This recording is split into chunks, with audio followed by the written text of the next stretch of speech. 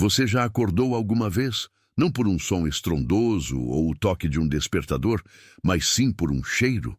Não um cheiro recente, mas algo antigo, um perfume que a memória, de alguma forma perversa, conseguiu destilar através dos anos e injetar diretamente no seu sono.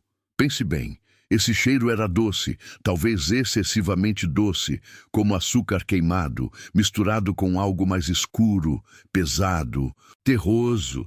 Algo que lembrava melaço fresco e luto mal disfarçado. Se você conseguiu sentir isso por um segundo que fosse, mesmo que apenas uma sugestão vinda desta narração, então você já está, de alguma forma, conectado. Você está no lugar que eu preciso que você esteja agora. Estamos em Pernambuco, o ano é 1937, e a lembrança proibida, a que adoçava tudo de forma tão cruel, respira no ar pesado do engenho Santa Helena. Santa Helena não era apenas uma fazenda, era um império de cana e esquecimento. Se você olhasse de longe, veria o mar esmeralda dos canaviais se estendendo até onde a vista alcançava, quase como um oásis de prosperidade em meio a uma terra já castigada. Mas se você se aproximasse, se ousasse inalar o ar estagnado daquele vale, perceberia que a prosperidade ali tinha o sabor metálico do suor e a opressão fria do cimento velho. A cana era alta, mais alta do que um homem, e formava labirintos verdes que não eram destinados à passagem, mas sim ao isolamento.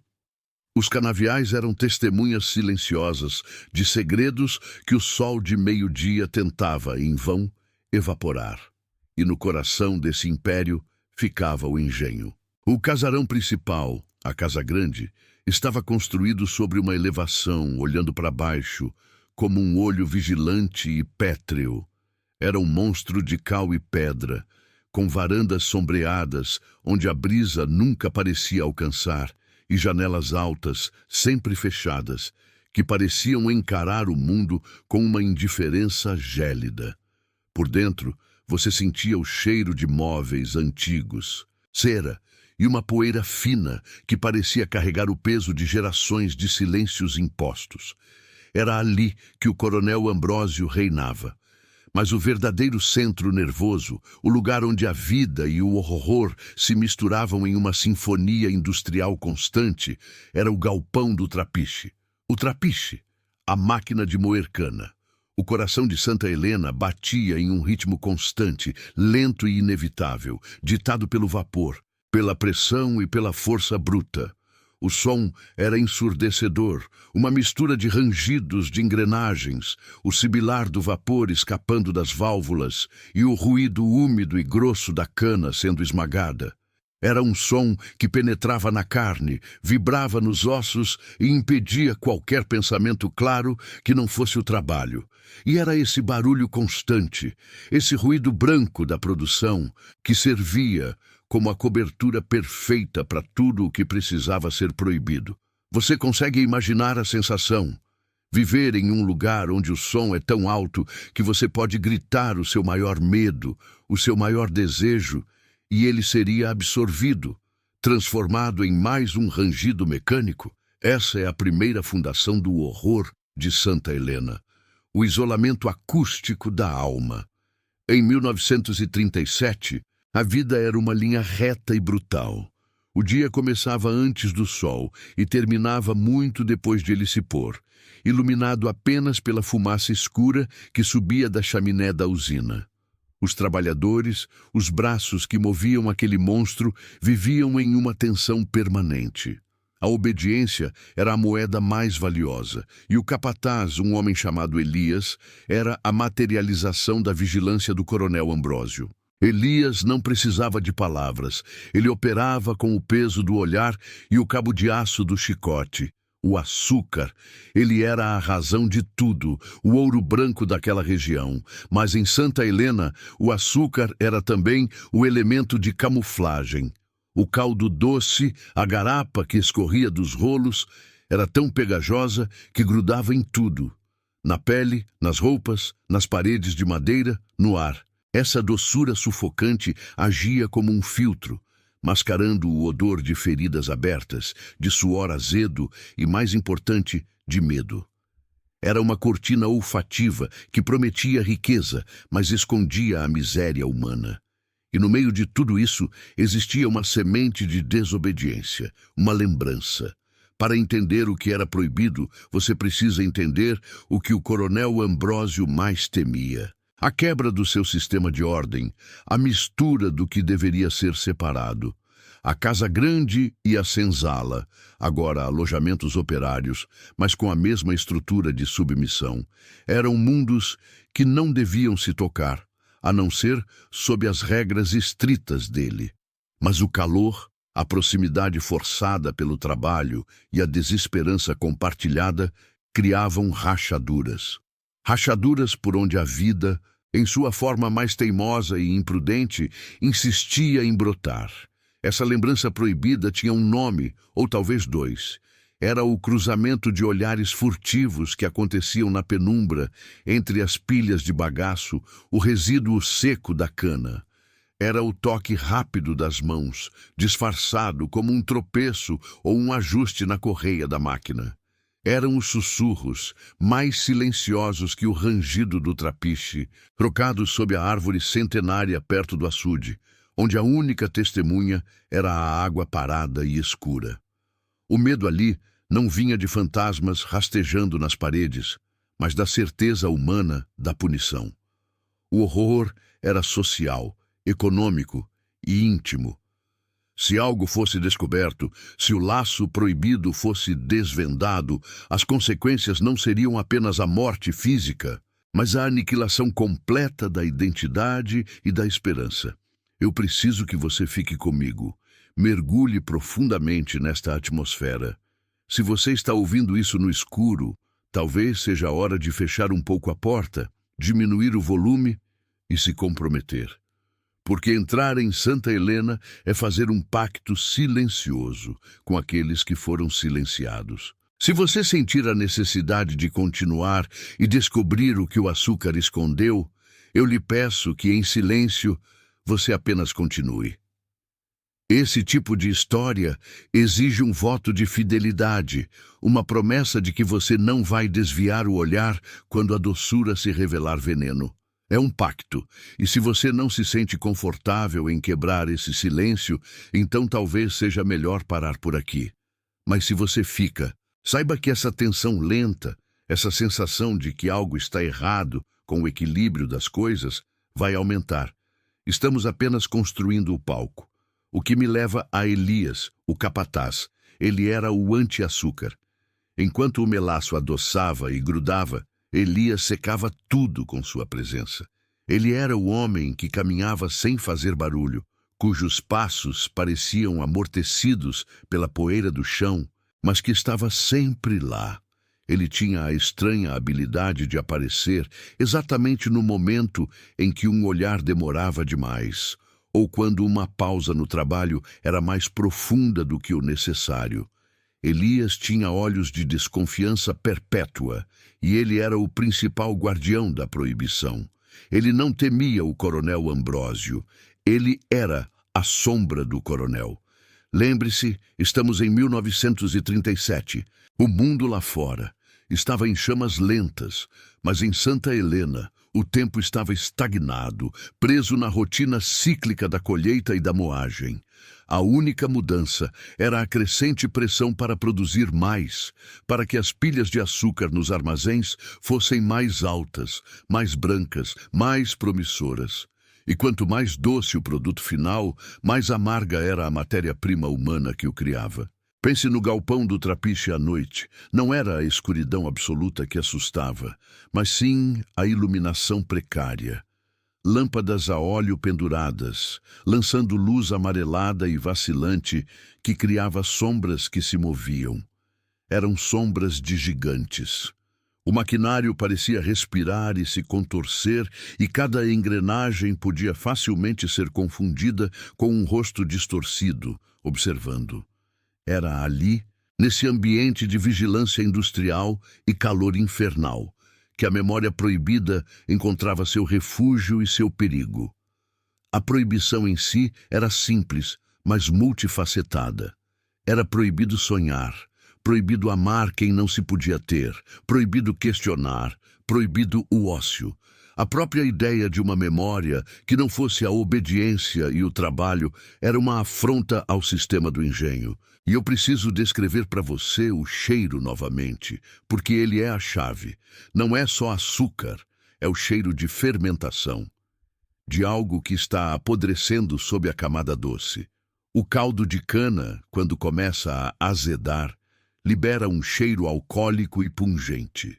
Em Santa Helena, não era apenas o caldo que fermentava, eram as emoções, os ressentimentos. Aquele cheiro de fermentação era a própria lembrança proibida, tentando se libertar do confinamento do tempo. Ela estava se transformando em algo volátil, perigoso. E nós estamos nos aproximando da faísca. Havia uma jovem. Seu nome era Aurora, mas poucos a chamavam assim. Para a Casa Grande, ela era apenas a cozinheira nova, ou a ajudante. E para o campo, era a filha de um dos homens mais antigos do Eito. Aurora carregava o fardo da beleza em um lugar onde a beleza era apenas mais uma propriedade a ser controlada. Seu trabalho era penoso, mas sua proximidade com a Casa Grande lhe dava acesso a visões e conversas que o restante do engenho jamais ouviria.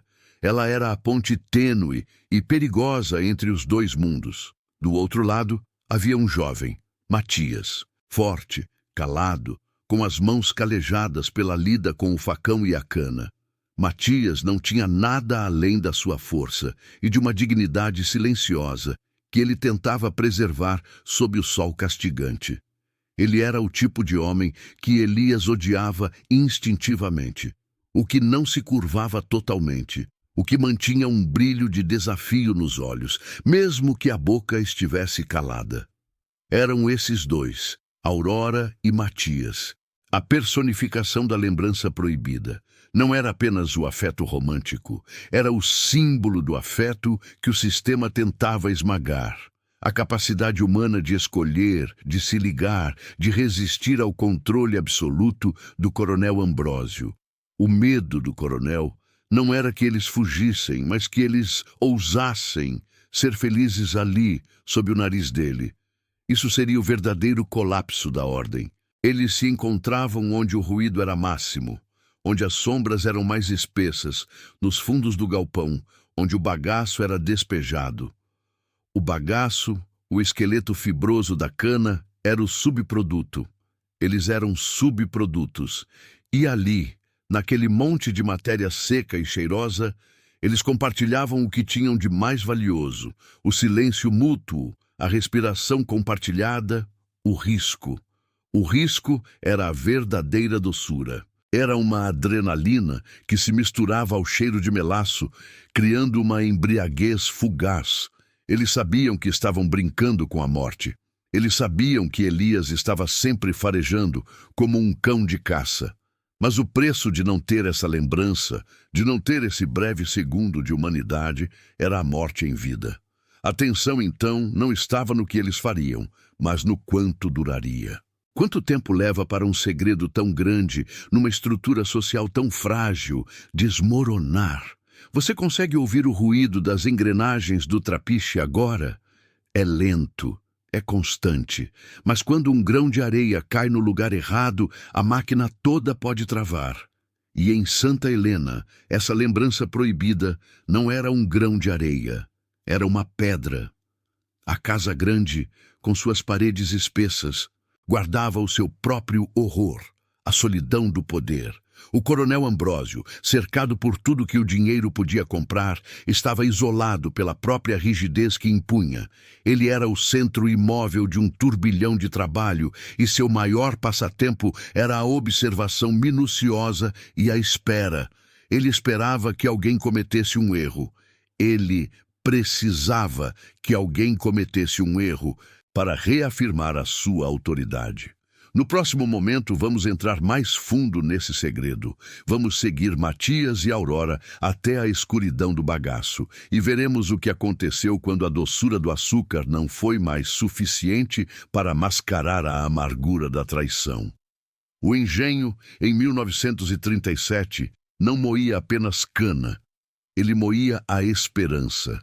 E o que restava era essa memória cristalizada, dura, doce e proibida. Se você já sentiu o peso de um segredo que não é seu, mas que você carrega, talvez seja a hora de dizer alguma coisa, apenas para se sentir menos sozinho neste escuro. Deixe um sinal nos comentários, qualquer coisa, um simples "eu ouvi isso", para que eu saiba que você está aqui, testemunhando o que está prestes a acontecer. E se você conhece alguém que precisa entender que o medo é sempre mais humano do que parece, talvez seja a hora de compartilhar essa história, para que ninguém se sinta sozinho na escuridão de sua própria casa. O engenho Santa Helena estava pronto para a colheita, mas também estava maduro para o desastre, e o desastre, como o açúcar, sempre vem em forma de cristal. Lembre-se, em 1937, em Pernambuco, a moagem não parava, e o que eles tentavam moer junto com a cana não podia ser destruído, ele apenas se transformou. Escute bem o silêncio agora, porque o som que vem a seguir não é de cana, é o som do deslize. Você já percebeu como a quietude da noite, aquela que desce pesada sobre os campos, nunca é realmente vazia? É um silêncio preenchido, saturado de tudo o que aconteceu ali antes de você chegar. E no engenho, em 1937, essa quietude era uma capa úmida, espessa como a garapa que escorria pelas calhas, escondendo o som constante, o som abafado de corações que batiam sob coerção. Se você estiver realmente sozinho agora, se conseguir ouvir o próprio ar circulando no ambiente onde você está, tente imaginar o som do moinho parando. Não o ruído mecânico do motor se desligando, mas a cessação abrupta daquele grito metálico que acompanhava a moagem da cana, dia e noite, por décadas. Quando o moinho silenciava, era pior. Era como se a terra prendesse a respiração, esperando. A segunda parte dessa memória proibida nos leva mais fundo no labirinto da Casa Grande e da Senzala, onde a linha entre o doce e o amargo, entre o permitido e o punível, não era apenas tênue, mas brutalmente traçada a chicote. Nós falamos da doçura do açúcar que adormecia as lembranças. Mas o que acontece quando esse açúcar se recusa a endurecer? O que acontece quando ele permanece líquido, melado, pegajoso, grudando na sola dos sapatos e nas consciências? O segredo que se alojava nas paredes caiadas de branco da Casa Grande não era sobre riqueza ou colheita, mas sobre a negação. A negação de que vidas inteiras estavam sendo trituradas junto com a cana. E essa negação tinha um rosto, uma essência fantasmagórica que se manifestava através do cheiro persistente de baunilha queimada misturado com suor e melaço. Era um perfume denso, que grudava nos móveis de jacarandá, nas cortinas pesadas, na roupa de cama fina dos senhores e que era impossível de lavar. Era o cheiro da mentira. E a mentira, você sabe, é um fantasma muito mais perigoso do que qualquer espírito errante. Ela se instala, constrói raízes e começa a distorcer a realidade à sua volta. Neste engenho específico, em 1937, sob o olhar atento e gélido do coronel, cuja presença era sentida, mesmo quando ele estava longe, como uma pressão atmosférica, a tensão psicológica alcançou um pico insuportável. Os escravizados, mesmo após a Lei Áurea, permaneciam presos à terra por dívidas, por medo, por um sistema que era apenas uma metamorfose cruel da escravidão. E era ali, no meio desse ciclo interminável de trabalho e submissão, que o proibido florescia. Havia uma jovem, cujo nome mal ousamos pronunciar, pois os nomes também podem ser triturados no moinho da história, que carregava um fardo. Não era apenas o fardo da cana, mas o fardo de uma lembrança que desafiava a estrutura de poder. Não uma lembrança pessoal, mas uma lembrança transmitida, à prova viva de uma injustiça tão antiga quanto o próprio engenho. Essa lembrança não podia ser dita em voz alta. Ela era guardada na maneira como ela andava, na rigidez de seus ombros e, crucialmente, no modo como ela observava o fogo. Você consegue se imaginar sob o sol inclemente, com a faca de corte na mão, sabendo que a única coisa que impede sua fuga, ou mesmo sua aniquilação, é o segredo que você carrega. É um peso que transforma a respiração em algo difícil, pesado, como respirar ar saturado de fuligem. O que aterrorizava o coronel, mais do que qualquer revolta, era a ideia de que essa memória pudesse se materializar, se espalhar, tornando-se uma verdade coletiva. E para evitar isso, ele usava a arma mais eficaz, o medo silencioso. Escute com atenção, porque esta é a parte que começa a se infiltrar. Se você está aqui ouvindo essa história, talvez seja porque o silêncio que te cerca agora te permite escutar ecos muito distantes. Se você conseguir suportar essa narrativa até o fim, e eu o encorajo a permanecer, a se comprometer com este pacto de escuta silenciosa, você entenderá que alguns segredos nunca morrem. Eles apenas trocam de hospedeiro. E se você sente uma leve coceira na nuca, ou um frio que não tem relação com a temperatura do seu quarto, talvez seja um sinal de que você já se tornou o portador dessa memória. Aproveite e se inscreva discretamente, pois precisamos ter certeza de que essa história não será interrompida pela próxima noite. A atmosfera no engenho, durante o verão de 1937, tornou-se estranhamente densa. Não era apenas o calor, era a certeza de que algo estava para se romper. Os rumores entre os trabalhadores eram murmúrios trocados em dialetos quase inaudíveis, palavras que flutuavam sob o cheiro forte de cal e água estagnada. Eles falavam sobre a casa de purga, o local onde o açúcar cristalizava em formas cônicas. Aquele lugar era sempre úmido e frio. Mesmo no auge do verão, um contraste bizarro com o calor infernal da casa dos tachos, onde o caldo era fervido. Dizem que na casa de purga o tempo não passava. Os mestres açucareiros evitavam ficar ali sozinhos depois do crepúsculo. Não por medo de ladrões, mas por medo do som. O som de algo raspando, tentando se libertar da forma. A memória proibida estava tentando cristalizar. Imagine um local escuro, com as formas de açúcar alinhadas, cada cone branco e denso parecendo uma pequena lápide. A jovem, a portadora do segredo, trabalhava ali. E foi ali, na solidão daquele frio úmido e perfumado pelo melado, que ela começou a ver. Não vultos, não aparições clássicas, mas distorções na luz. Ela via a luz se dobrar de um jeito que não fazia sentido, como se o ar estivesse mais pesado em certos pontos. E a cada vez que a luz se dobrava, ela sentia a pulsação do segredo que ela carregava, a localização exata, a prova física de uma morte antiga e não lamentada, ocorrida ali mesmo, na fundação do engenho. Um nome, um corpo, uma verdade soterrada sob a promessa de riqueza. O horror psicológico do engenho não residia nas máquinas, mas na repetição. A repetição da moagem, a repetição do sofrimento, a repetição da mesma injustiça. Era um ciclo vicioso, onde a única coisa que mudava era a safra. E essa repetição gerava um eco. Os mestres de açúcar notaram que a jovem não se alimentava direito, mas ela bebia água em excesso. Não era sede comum. Ela tentava lavar a boca, lavar o paladar, que agora só sentia o gosto do sal misturado ao doce. Ela sentia o gosto do sangue diluído no caldo de cana. E ela sabia que essa sensação não era delírio, era a verdade filtrando-se através de seus sentidos.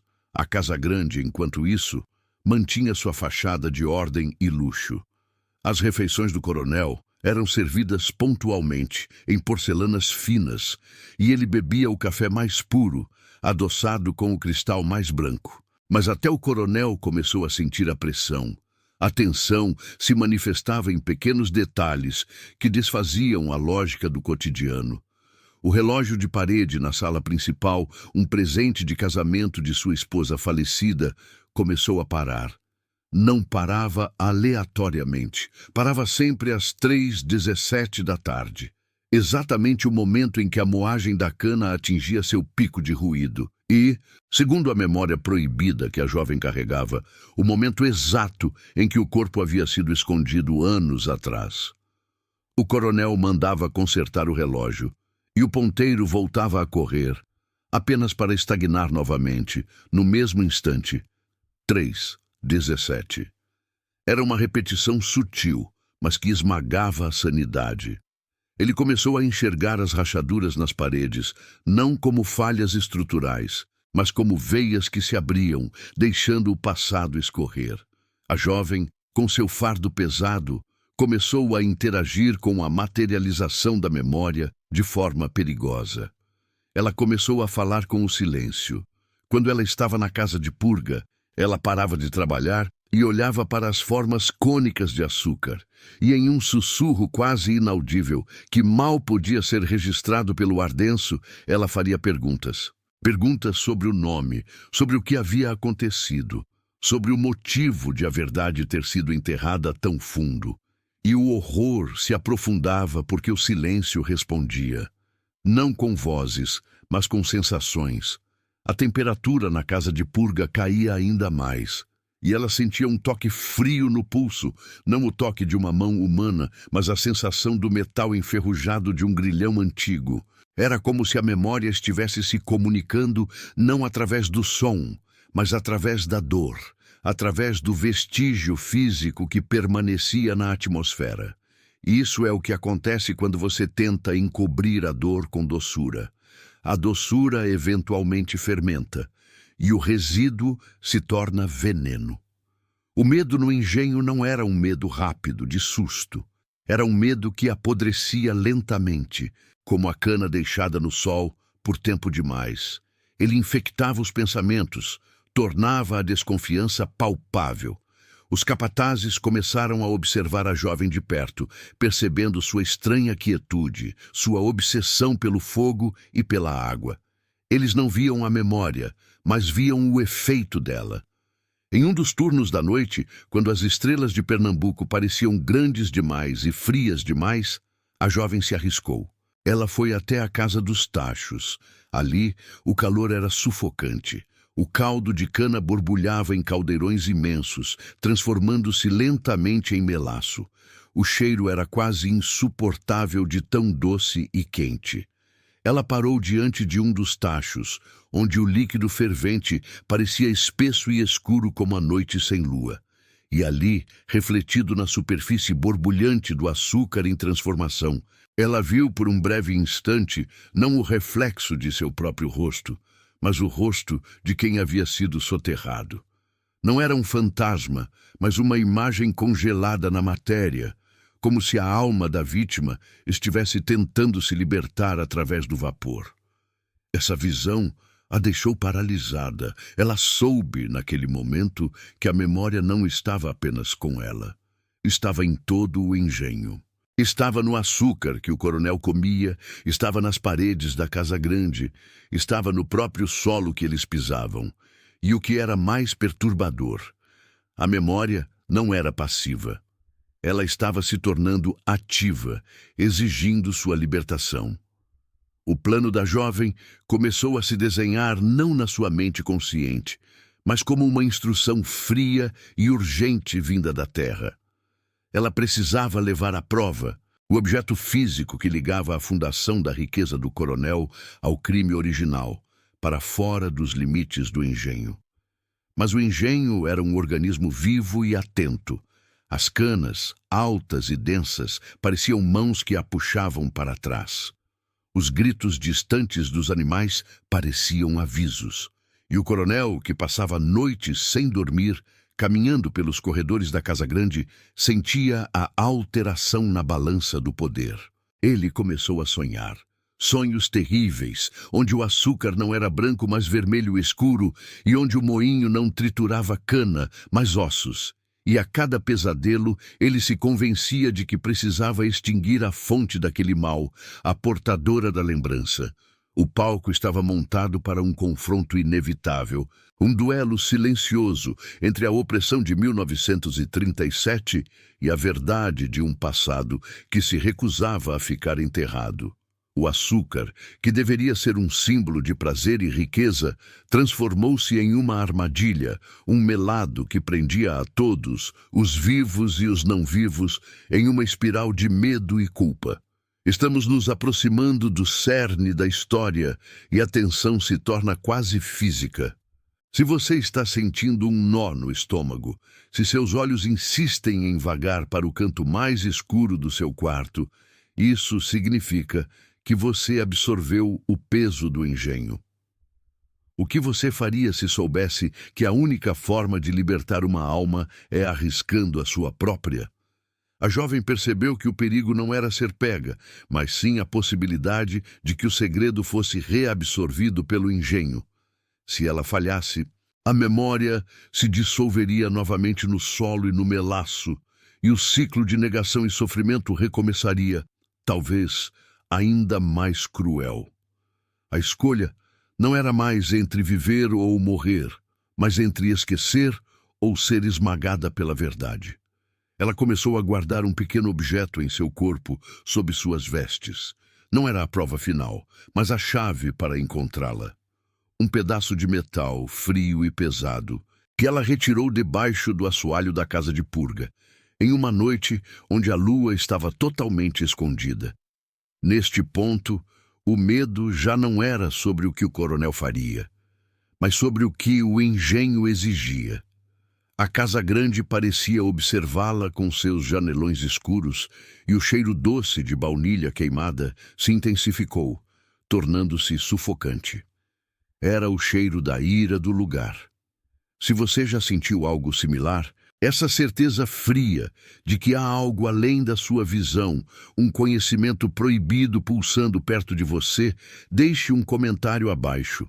Basta escrever "Eu ouvi" ou "Não estou sozinho", para que o engenho saiba que essa memória está sendo compartilhada. E se você conhece alguém que precisa entender o verdadeiro peso de uma lembrança proibida, compartilhe este vídeo com essa pessoa. O peso da história de 1937 estava prestes a cair. A próxima parte, a última, revelará o que a jovem encontrou, o que ela tentou levar para fora e o preço que todos pagaram por ter deixado o açúcar adoçar algo que nunca deveria ter sido esquecido.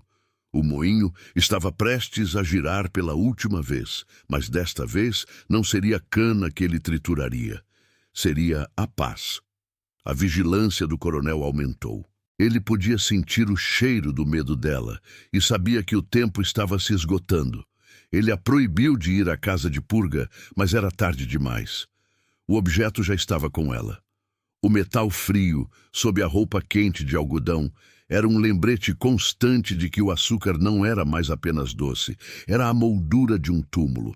E agora, enquanto você se prepara para desligar e buscar o conforto do sono, lembre-se de que a doçura sempre esconde algo. E se o silêncio em sua casa agora parece profundo demais, observe bem o chão. Às vezes, o que foi enterrado nas fundações de uma casa ou de uma história insiste em subir lentamente. Você tem certeza de que a escuridão que te cerca é só a noite ou é a sombra do engenho esperando por você? Você já parou para pensar no custo de um segredo? Não o custo de guardá-lo, mas o custo final de tê-lo conhecido. Porque em 1937, dentro daquele engenho de Pernambuco, não havia meio termo. A doçura era absoluta e a verdade era um veneno que só agia quando a moenda parava de girar. O cheiro, isso é o que fica. Não é o cheiro de melaço quente que você espera, aquele aroma pesado e terroso de trabalho e cana esmagada. Não, é um cheiro que surge depois, um cheiro de ferro frio, de terra úmida e, acima de tudo, de cera de vela derretida, como se a noite tivesse sido consumida rapidamente demais. Se você está aqui, se você me escuta, se você resolveu descer comigo este caminho até o fim, é porque talvez você saiba que há coisas que não podem ser desvistas. Naquele momento, quando o silêncio finalmente pesou sobre a casa grande, ele não era um alívio. Era a confissão da própria casa. A revelação tinha sido sutil, como sempre são os horrores mais profundos. Não houve grito, não houve fogo. Apenas o som da madeira antiga cedendo sob um peso que não deveria estar ali, e a percepção de que a história que nos contaram sobre a pureza e a ordem daquele lugar era a casca mais fina sobre um poço de piche. O senhor do engenho, a figura de ordem inabalável, não precisava de guardas externos. Ele tinha a tradição. Ele tinha o medo internalizado. E ele tinha a arquitetura do engano. O que havia sido buscado, a lembrança proibida que adoçava a vida de quem não podia ter nada, não estava guardada em um baú ou sob a terra. Estava em uma sala que nunca existiu nos mapas mentais da fazenda. Uma sala que só era acessada quando o relógio da torre marcava, ironicamente, a hora da devoção. E agora, o que foi visto? Não pode ser dito com palavras claras, mas com o tato da pele arrepiada. Era a prova de que a doçura do açúcar era apenas um subproduto. O produto principal daquele engenho era a anulação. Eu te aviso agora, com a voz baixa que a noite exige, que a parte mais difícil desta história não é a violência, mas a aceitação da indiferença que a acompanha. Se você sentir o desejo de parar de ouvir, de fechar os olhos e fingir que isso é apenas uma invenção macabra, não o faça. Fique, porque o horror só te alcança de verdade quando você percebe que ele já te deu a chance de fugir e você decidiu ficar. Ficar para entender o peso real do silêncio de 1937. É um pacto silencioso que selamos agora. O ar na casa grande, naquele momento final, era espesso, quase mastigável. Havia um perfume de naftalina misturado com algo mais antigo, algo que cheirava a pecado e poeira, guardada por décadas. Os olhos do observador, de quem quer que tenha chegado àquela sala secreta, estavam fixos no que restava do objeto do segredo. A lembrança proibida, o que quer que fosse um romance secreto, um registro de abuso, ou a contabilidade real da escravidão, que nunca cessou de verdade, havia sido metódica e friamente desfeita. Não queimada, o que deixaria cinzas e cheiro de fumaça, mas desfeita com a paciência que só a certeza da impunidade pode garantir. Era um ritual de apagamento.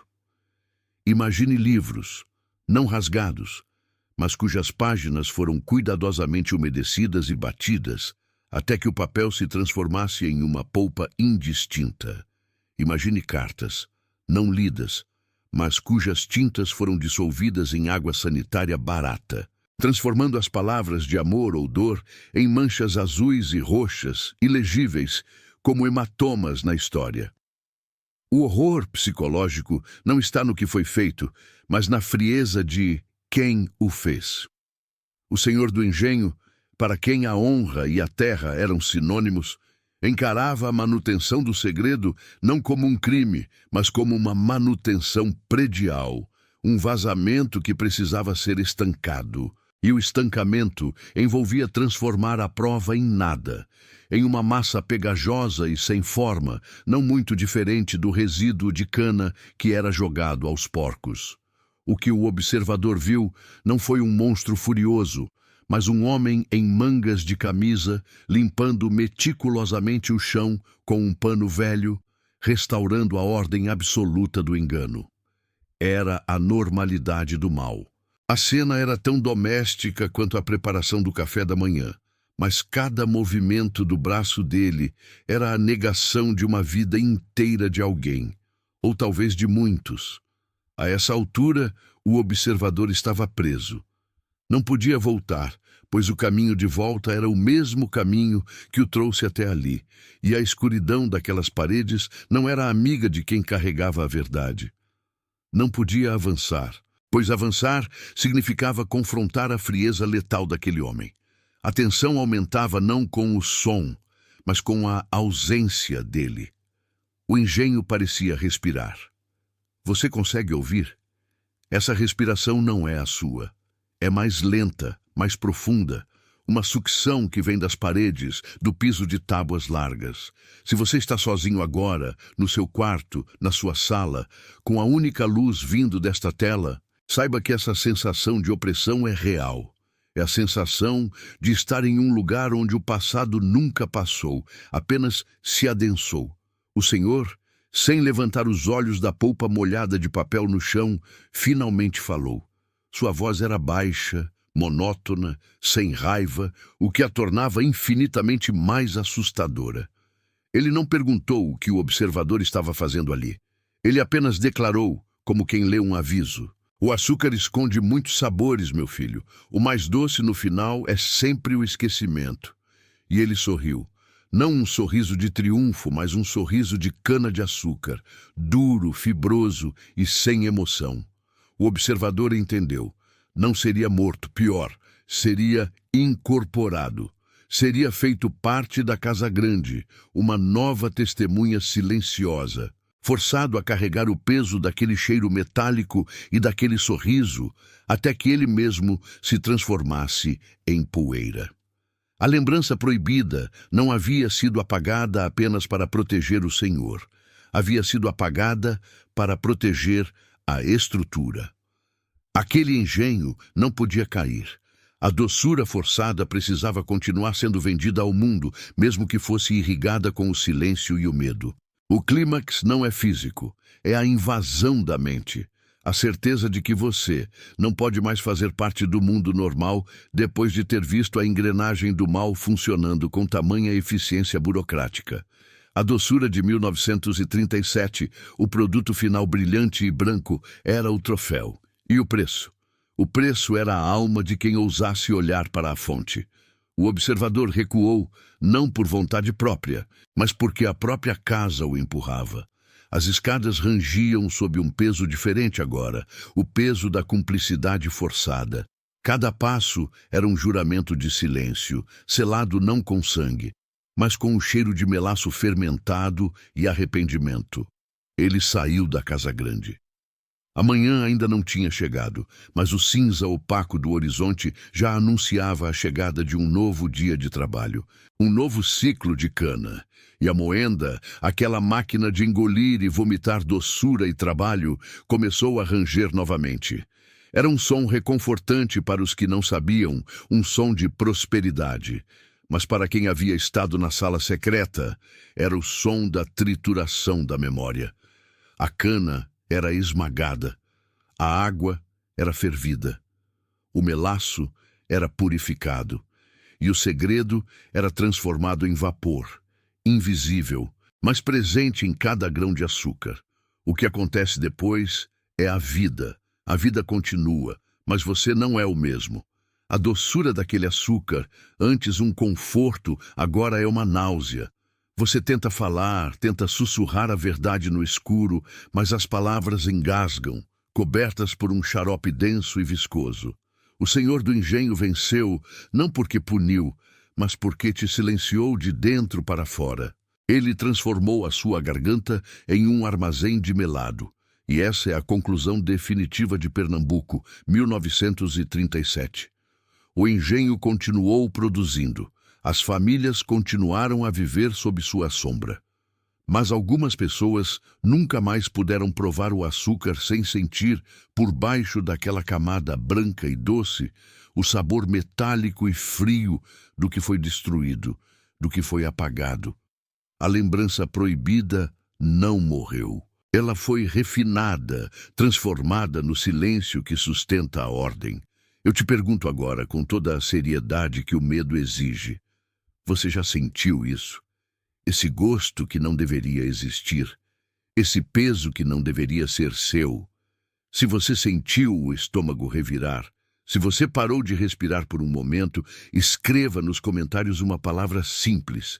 Apenas eu ouvi, ou talvez não estou sozinho.